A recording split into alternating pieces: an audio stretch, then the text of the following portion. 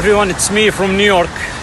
As you know, coronavirus those days pervades the world and many governmental systems almost collapse. I share this video with all people across the globe, and I'm sure it will redefine our comprehension about what does human rights mean.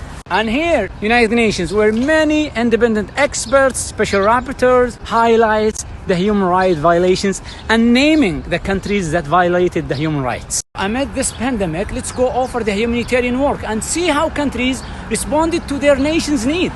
Let's start with the UK. British people got stuck abroad with no help. Old British nationals stuck in the airport after Emirates cancelled the flights and said they'd have to stay in Bali for 3 months.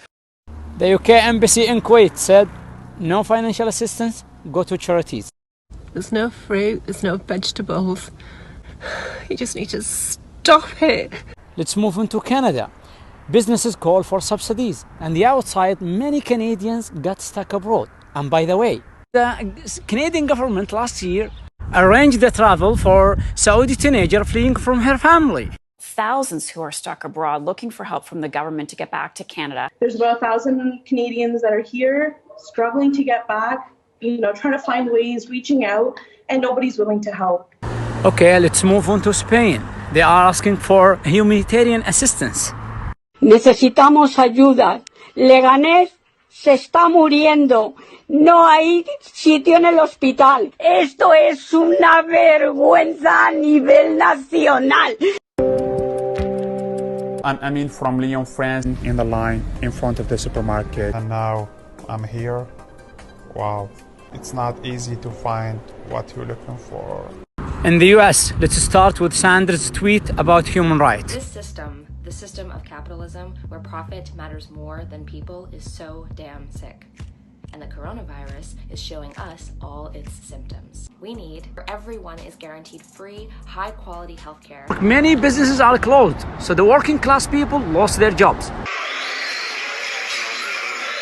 Gloves and masks in the United States are sold out, and Tennessee tells doctors to use diapers and goggles as a protection. Last year, 36 countries issued joint statement about Saudi Arabia, and they expressed their concerns about human rights, and some of these countries are that I mentioned above.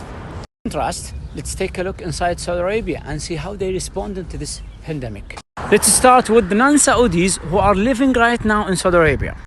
I'm actually advising Americans that are in the kingdom that I would strongly consider sheltering in place.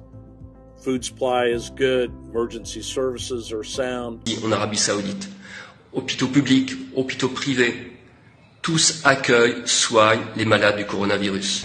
Masks and gloves distributed for free in the street. All Saudis outside the kingdom hosted, isolated in comfort. See what our Saudi government